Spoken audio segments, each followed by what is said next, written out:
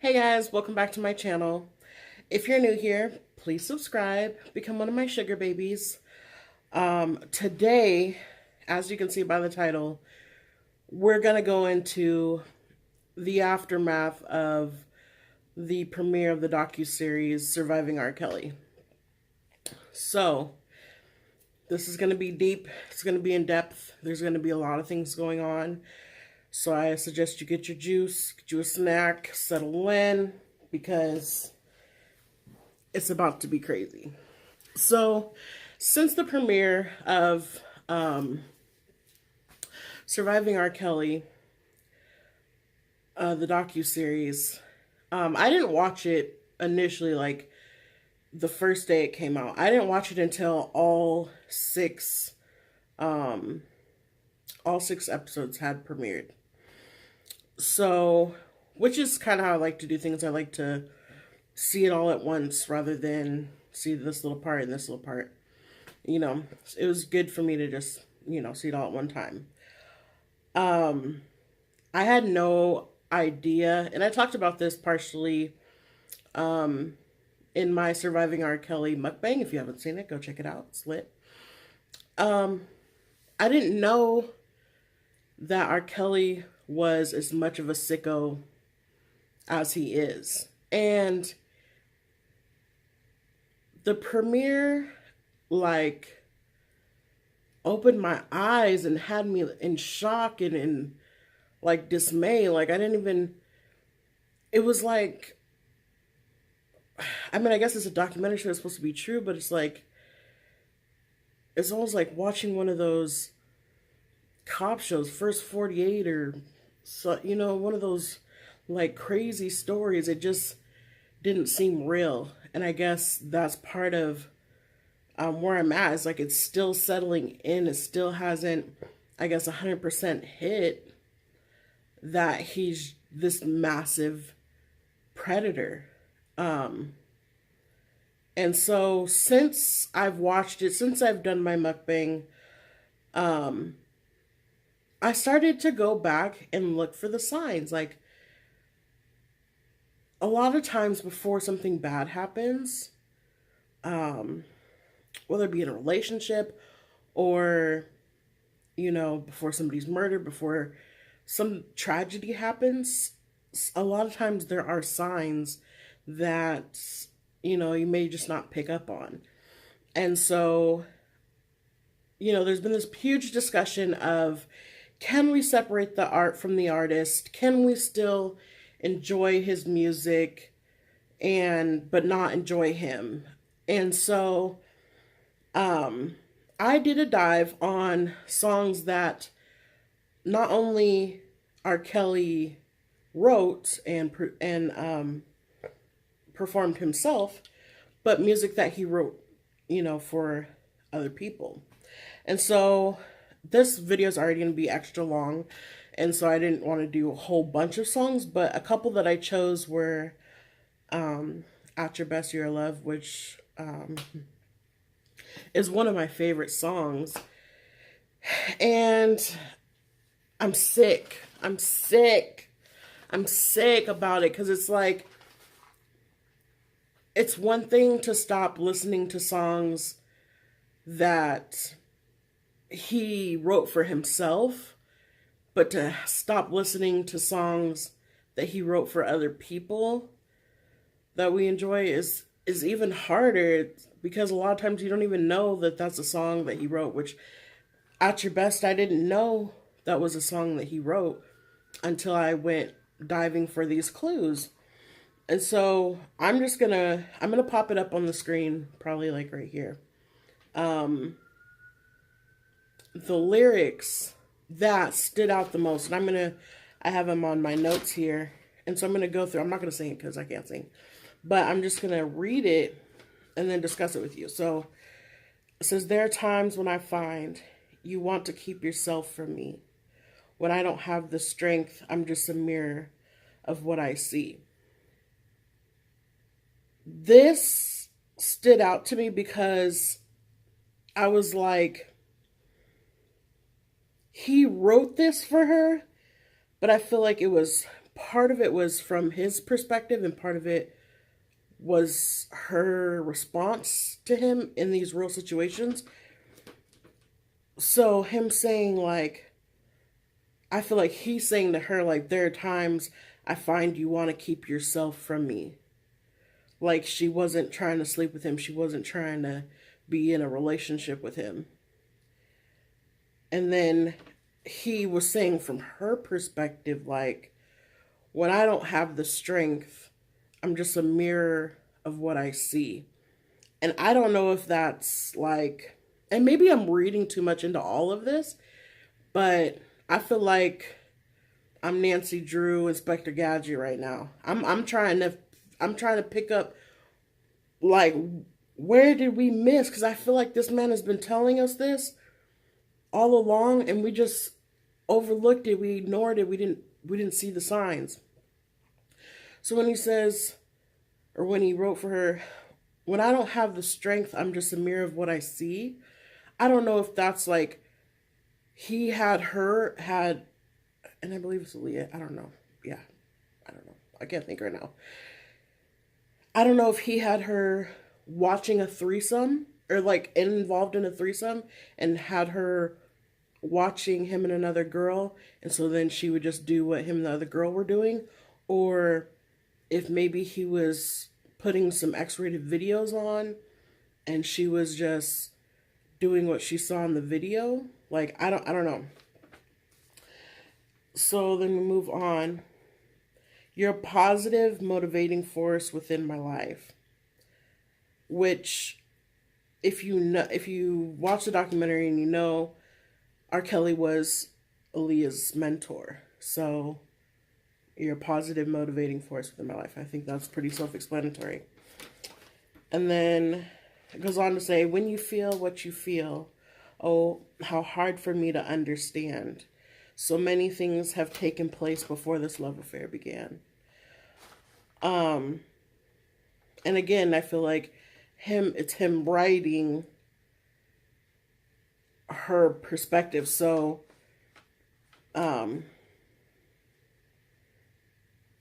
she has a hard time understanding like what he feels for her. Like this whole situation is confusing because, like I said, he is quite an older man who was engaged sexually with a young teenager and went on to marry her, which is completely insane. And it says so many things have taken place before this love affair began. And from the documentary, we see that Aaliyah wasn't the first girl that R. Kelly messed with. So I take that as like that. Those are all the things that happened before, because I don't know, but I do think that for some reason Aaliyah was different to him. He like really liked her. Not saying that that's normal or he should, but I think he held Aaliyah to a higher standard than he did all the other little background singers and stuff. And I think so. He's talking about like all his indiscretions before he started falling in love with her. And I'm going to bring up at this point that he also wrote for her, Age Ain't Nothing But a Number. And I want to believe that he was in the cut, like off in the cut, kind of faded out on the artwork that they put together for that particular song. So, I mean, again, telling on himself. And then it goes on to say, confusion can give way to doubt, for there are times when I can't even talk right now. Confusion can give way to doubt, for there are times when I fall short of what I say I'm all about. So I think he was saying like she's confused maybe about, because keep in mind the way that he was getting all these girls to like him or to follow him or whatever was by promising them dreams. Like, oh, you want to be a dancer? Okay, like I can make you a famous dancer. If you want to be a singer, like, okay, I can make you a famous singer. He was selling all these girls a dream and making all these promises, you know, of which he never intended to make good on. And so she probably brought it to his attention, like, I thought I was going to be a star. I thought I was going to be going here. I thought I would be doing all these things that you promised me, and I'm I'm not doing it. So I don't understand. And that's where I'm saying, like, her confusion about what was happening and why things weren't the way they were was making her doubt him. Um, and then him just saying to her, like, there are times when I fall short of what I say I'm all about, which he's saying to these women, like, I'm going to make you famous. I'm going to do this. I'm going to do that. So that was that. Again, that's one of my favorite songs, and I can't even listen to it anymore. I can't, because, you can't just say a song is a song. Like, you have to look at the person who wrote the song. Like, and he wrote these songs about the things he was going through and the situationships he was in and all this kind of stuff and all these escapades with these young girls. And he's writing songs for other people about the same stuff and, giving them to our favorite artists. So then now we are, bumping to something that's really sick and twisted, like At Your Best for Aaliyah, or he wrote You're Not Alone for Michael Jackson, which was about Lisette Martinez when she had that miscarriage, or was it a miscarriage? I don't know. When she went through all the terrible things she went through, that song was based on her experience, and he gave that to Michael Jackson, who is the greatest of all time for music, for pop music and, some R&B. And I'd have to take a deeper look at I Look to You, that was sang by Whitney Houston, which he also wrote, because I love Whitney Houston. And I said this before, like, my mom, when I was a baby, she used to sing all of her songs to me. And I grew up on Whitney Houston. She really felt like a part of my family. And like, I'm feeling emotional right now because, like, she's gone. She's gone. Like, one of the greatest artists of all time. She's gone. She's not coming back. And she sang that song, and it was so beautiful, and it is so beautiful. And to know that it came from somebody so sick and twisted, it hurts my heart, because when you're doing stuff like that, like, I don't want anything from you. I don't want anything that has to do with you. I don't want anything, like, because you're a corrupt human being. And really, right now, R.Kelly is up there. He's number 2 of people I hate most in this whole world. And I don't say that I hate anybody. Like, that's such a strong word. My mom always taught me and my brothers that if you say you hate somebody, that means you wish they were dead, or you want them dead, or whatever. And so I don't wish that he was dead, I guess, but he just makes me sick.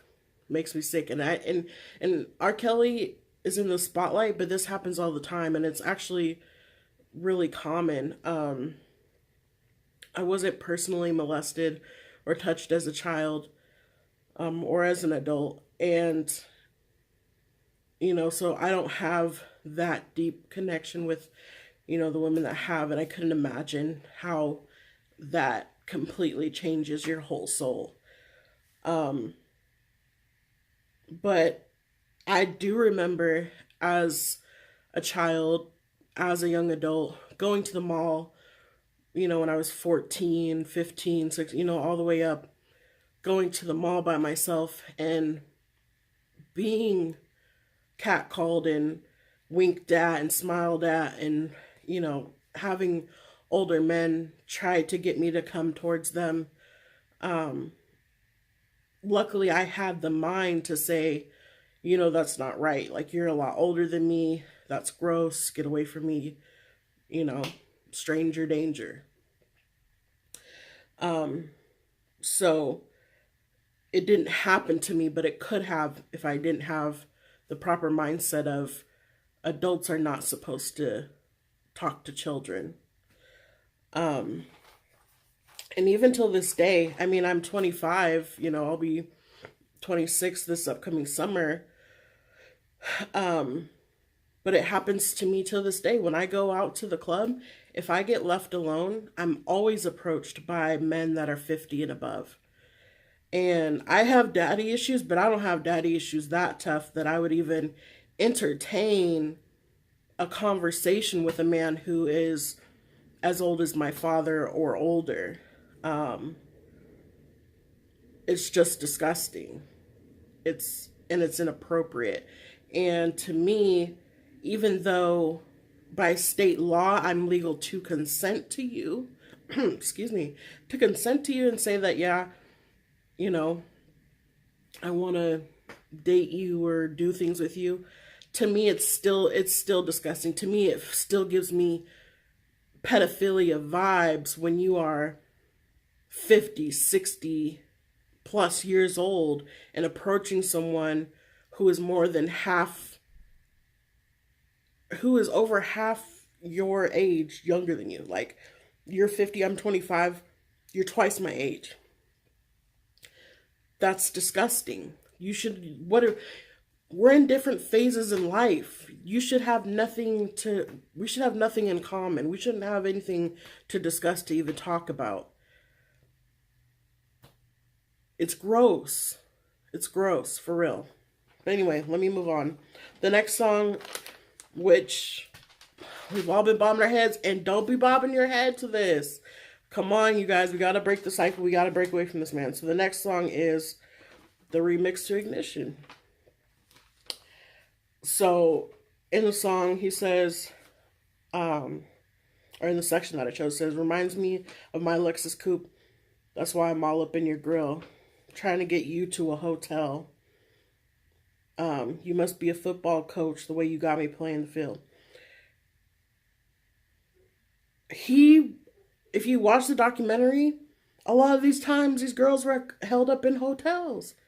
He's trying to get all of them to hotels. And pay attention to these lyrics, because this is going to come up in the video clips that I end up showing you at the end of this video.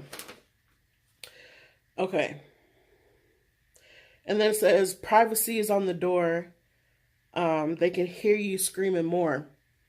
Were they screaming more, R. Kelly? Really? Was it more they were screaming, or was it help? Was it stop? Was it get off of me? Don't you be trying to make it look cute for the music, but we know it definitely wasn't more.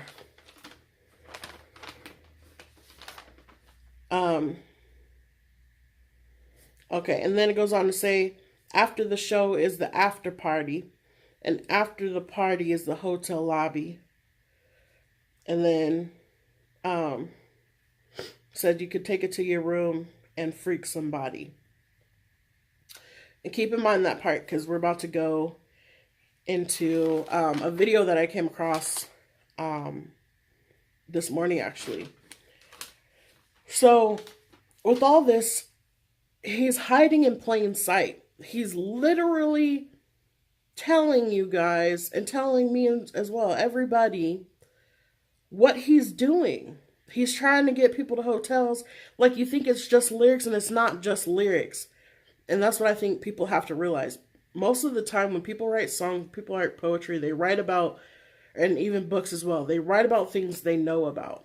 That's why you hear all these rappers like, what was it, Bobby Shmurda or whatever, wrote a song, wrote the truth, and went to jail. They're telling on themselves. And so you got to pay attention when you're bumping to these songs and you're vibing and stuff. Think about what this song is actually about before you just keep bobbing your head and thinking it's cute. Like, he's really telling you about the nasty stuff that he's been doing. And hiding in plain sight. He was hiding in plain sight with Aaliyah. What grown man has a 15-year-old friend and they just wear matching outfits and stuff? Nobody. That's not appropriate. What are you talking about? He was hiding in plain sight. He was going everywhere with her. You know. And we were just like, well, maybe they are just friends. Maybe that is just her mentor. Being completely naive. Which brings me to my next point. History repeats itself. What R.Kelly was doing back in the day, he's doing to this day. When all the scandal broke loose and he was facing all these charges and the sex tape had dropped and all this kind of stuff, R.Kelly was dropping music, going about his day, acting like nothing was happening, and just living his life. And that's exactly what he's doing today. The documentary has dropped, and he decides, I'm just going to throw my birthday party in Chicago. I'm going to have a birthday party, invite people out, I'm going to sing. It's going to be great. It's going to be lit. It's going to be business as usual. Which I'm going to insert a pic of him at his birthday party, living his best life, allegedly. I don't understand. And there's people there who are recording, they're singing along, they're acting like, nothing's happened. Nothing's changed. It's just R. Kelly. And I'm just like, I understand that he has some of the greatest music, the music of our childhood, the music we grew up on, the music that is just an anthem in the Black community. But to support his music and to attend concerts and to do that, you are giving him the tools he needs to continue to be a pedophile. If he didn't have a platform, if he was one of those, 90s artists that fell off and we just never heard from them again, he wouldn't have the platform to lure these young girls. He's saying, hey, I'm famous. I have all these connections. I can make you famous. And therefore, the parents are falling for it. The children are falling for it. And now he has a freaking polygamy ranch of children that parents handed over to him on a silver platter, really, because they're old enough to know the scandal and everything. And they were just like, sure. I mean, I saw the sex tape, but I thought it was an animation, or I thought it was, fake, or I don't know. But here's my kid. Have fun. See ya. Have fun on tour. Live your best life. Bye. See you when you get back. But though you're not going to see them when they get back, because they're going to be freaking in the cult. Somewhere in a room peeing in a bucket. Stupid.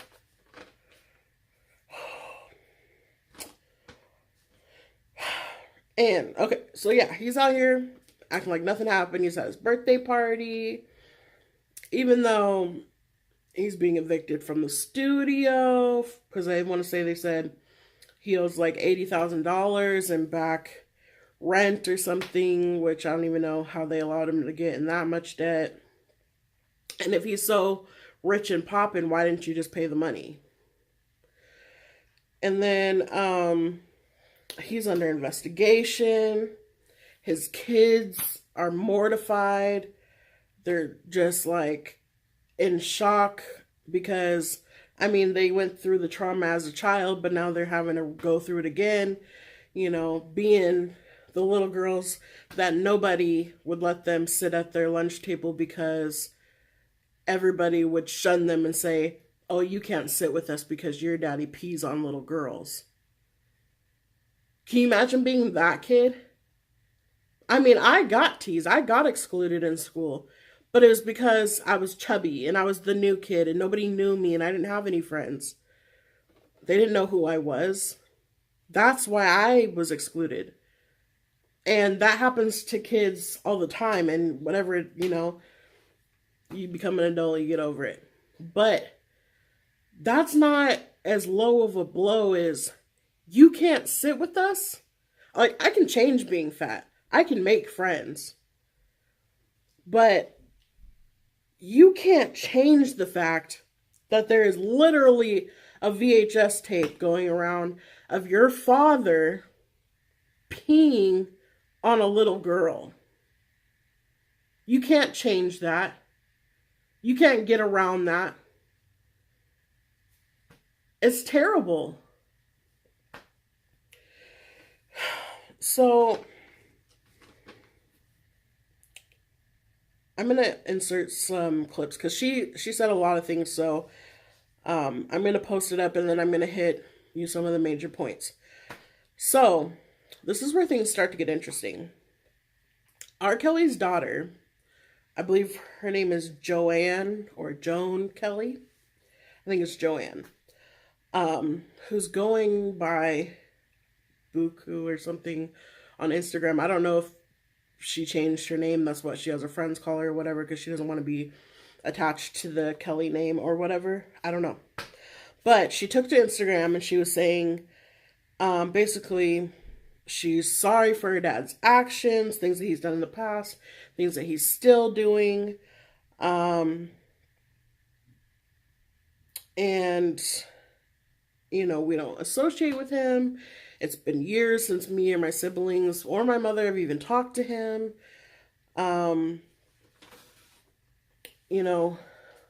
Like, I understand the monster that he is. And, like, I'm aware of it. Like, I knew, like, I used to live with the man. I know that he's a terrible person. And just kind of bear with me because, this is bringing up old feelings. I hope you don't take my silence as being disrespectful. We're still trying to heal. We're still trying to cope. We're trying to get things together. Please don't bash me or my family as we're trying to find the words to say. We're trying to figure out how to move forward. Because it doesn't create a safe space for more victims to come out. I was shook. Shook. Do you hear me? Usually, in a scandal, the kids will come out and be like, we stand with our father, and we know that he's innocent, and, they're just like, I'm with my dad, or I'm with my mom, or whoever's, the parent in trouble. This is not the case at all. His ex-wife, R.Kelly, was in the documentary saying how horrible of a person he is and how he should go to hell.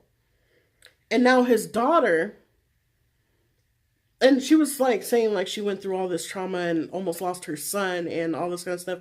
And there was even more horrible stuff that she wasn't even ready to talk about that he did to her. And then now his daughter is saying, I believe these women in the documentary, not only because I lived in the house with him, and I've seen, the terrible things he's capable of. I'm still trying to heal as a person. And I want you guys to create a safe space so more victims can come forward and tell their story. So she's basically saying, yeah, he did it. And there's more than, we're just in the documentary. She's not standing by her dad at all. She's saying, I don't even talk to him. I know he's doing this. So any of you guys that are skeptical and saying, I don't know. I'm not sure. Like, they're probably just doing it for clout. They probably just did the documentary for clout, or they're just doing it for money or whatever. When his ex-wife, okay, ex-wife, she might be bitter, whatever, say anything. But your own daughter is coming forward and saying, hey, um, my prayers are with the victims. Please create a safe space for more victims to come out so that their stories can be heard too. That's crazy. She's basically putting another nail in his coffin and saying, yeah, he did it. So, let me see if I missed anything she said. Okay, so I got everything she said. So now, the video that I came across this morning by a girl named Taylor Marie. So I'm scrolling through YouTube because I watch a lot of YouTube videos. I'm scrolling for things that I can react to, as well as just things that I want to just watch in my downtime. So I come across, and I've been watching a lot of R.Kelly reactions to the docuseries and all that kind of stuff, and people talking about it. And, trying to cultivate this R.Kelly aftermath video.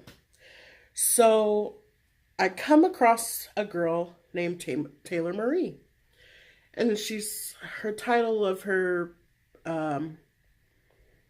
video was like, my experience with R. Kelly or something like that. And it says, not clickbait. So anytime I see a video that says not clickbait, I usually watch it because I'm like, she's saying not clickbait, but it is clickbait. So I'm watching it, and she's talking about her and her friend went to an R. Kelly concert. And they had floor seats. They were so close that they could almost touch the stage. That's how close they were. So they're there, they're vibing, they're listening to the music. R. Kelly gets off the stage and is in that little area where there's like a bar that keeps everybody back from the actual stage. So there's just like a little strip that they can walk through or whatever if they want to go and touch hands or whatever. So he gets off the stage, he touches her hand, he's touching everybody's hand, he's walking through, and he's singing. So, he gets back on the stage, and she gets approached, and the bouncer's basically like, hey, R. Kelly wants to give you his number, he wants to go to the after party. So she's like, all right, cool, like, that's awesome. Like, maybe a little skeptical about, is this his real phone number or whatever. But anyway, her and her friend go to the after party because it's basically in the same vicinity of the concert itself. So they're there, they're taking pictures, they're having a good time. And R. Kelly comes up to him and he's like, hey, when I leave, just follow right behind me. So he leaves like when they weren't looking, so they rush, as they're seeing him walk off, they rush to go be behind him. A security guard from the venue stops him, is like, hey, that's not allowed, like, you can't just follow him, you gotta leave him alone, basically. And so R. Kelly's bodyguard comes up and is like, hey, no, you guys can come with us, he wants you to follow him. So they go out and they take more pictures. So, and I'm going to insert a clip here. So if you see me, I'm going to give you a rundown of what's going to happen in the clip, and then I'm going to roll it. So,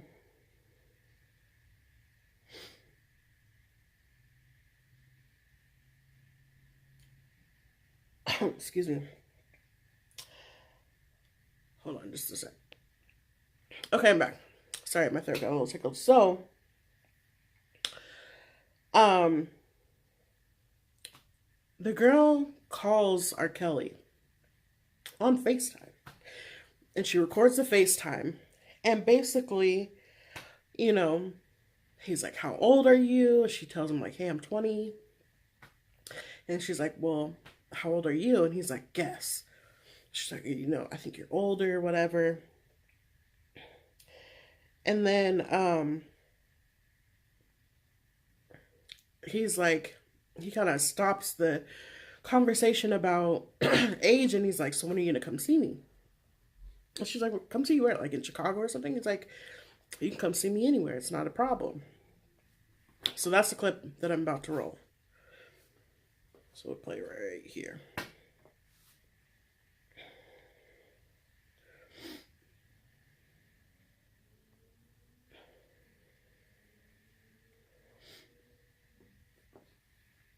Hold on, just okay, we're back.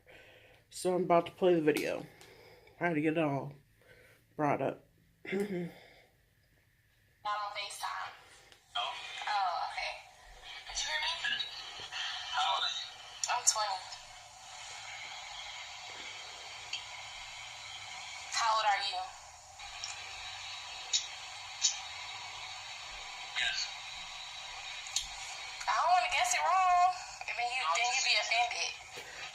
Her thumb is kind of hiding it a little bit, hiding his face a little bit, but you can still see his face, and you can see them big, ugly cigars he be smoking. Like, let me know when you come to see me. Huh? Let me know when you come to see me. Come to see you where? In Chicago? If you want to come see me, it don't matter where. It's all good. So as you can. So yeah, so that was him on FaceTime with her. And then I think there's a video too of when he touched her hand. So I'm going to pull that up real quick. Just so you guys can see that this man is really out here doing this craziness stuff. Let me get that.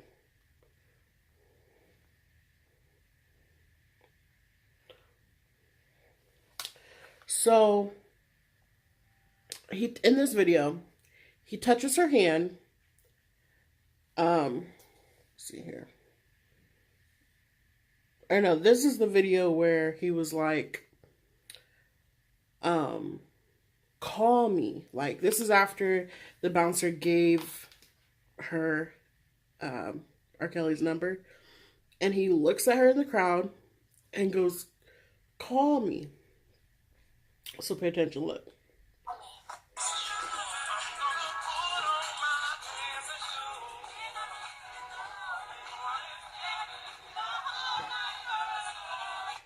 He just did it. Look, here's a slow-mo. So yeah, that happened. So yeah, he's really out here, like, doing this stuff. Like, this is proof of what these girls have been saying. Like, he's flying them out from whatever city they're in, young girls, talking to them and all this kind of stuff. And she said after that, they hadn't really talked in a little bit. And then on Valentine's Day, I guess he, like, sent her a picture, like, texted her a picture of some roses or something. And she said that was, like, the end of the encounter. But because she had the wit about her to, like, not go off with a stranger, like, yeah, he's famous, but you don't know him. You know what I'm saying? She had, mind enough not to. Okay, we're back. That's what prevented her from, ended up being one of the victims who's now on the documentary. So she never went with him. She never pursued it. She never said, okay, fly me out. And I think a lot of girls get caught up in the clout and caught up in the hopes of being famous that their judgment goes out the window, and they don't realize that they could be potentially putting themselves in a dangerous situation. So that's about it as far as, like, the things that I've come across in the aftermath of the Surviving R. Kelly docuseries. My final thoughts on the situation: basically, I think he's a sick human being. He disgusts me. I can't believe that he is really out here doing all this, and this is not past tense. there are still parents looking for their children, trying to get them back from R.Kelly like he's some type of notorious cult leader, which basically he is. Um, it makes me sick that people are helping him. Um, like his ex-wife said, and many others have said, he cannot read or write. So somebody has to be booking these flights. Somebody has to be doing all this.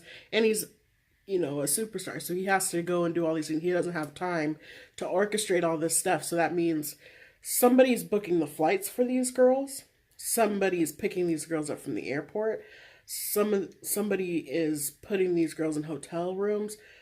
Somebody's been scouting women for him at malls and schools and bringing them to him. What else? Like, I mean, people around him, his assistant, his tour manager, his bodyguards, these people are helping him to essentially be a pedophile. And it's disgusting, and everybody needs to go down for it.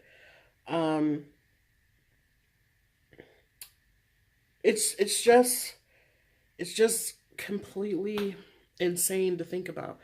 And the chick Sparkle that was in the video, the docuseries, allegedly, and this is what the other background singer said, Javante or whatever, that Sparkle was with him from the beginning, from the start.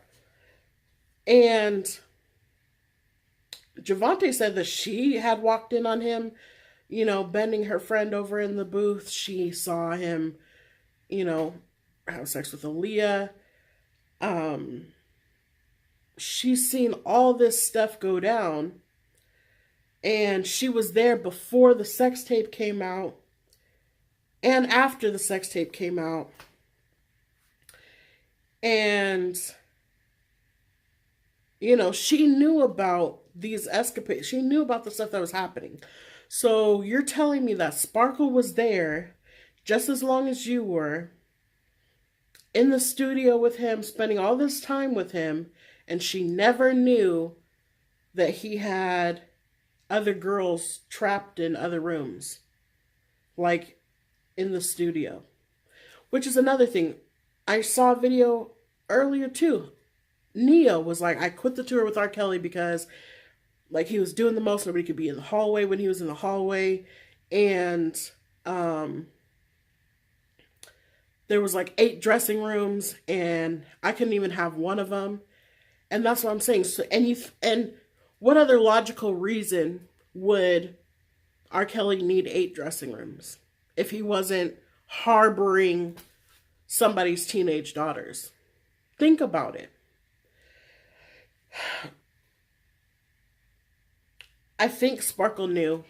I think she knew that he was doing unsavory things. And I don't know if she was just stupid and introduced her niece to him, thinking, oh, he, me and him are tight. He might do that to the other girls, but he won't do that to my niece because, me and him are close. Or maybe she was smashing him and she was like, he's not going to smash me and her. Or if Sparkle handed over if Sparkle handed over her niece as a sacrifice to him to further her own career. And I really hope that isn't so. And I don't think so because right after... Actually, I can't say that I don't think so because she could have handed over her niece. No, I'm going to go back to say I don't think so. She handed over her niece, and then she found out about the sex tape, and then, became excommunicated from the family, and basically, in solidarity or whatever, took a stand against R.Kelly and basically gave up her career after that. So, I think she was stupid, and she ignored it, and she just thought, well, if I keep an eye on her, then maybe he won't do it to her. But the whole thing just makes me sick. It makes me sad. And I just never thought that somebody so famous could be doing things so terrible. You think that's weird, people that's, people that live in the mountains somewhere do weird stuff like that, but it can be happening right under your nose. And you don't even notice it. But anyway, I'm gonna wrap it up because it's been a super long video. My videos have been so long. I apologize. If you guys like them, cool, great. I appreciate you watching them. Like, comment, share, subscribe.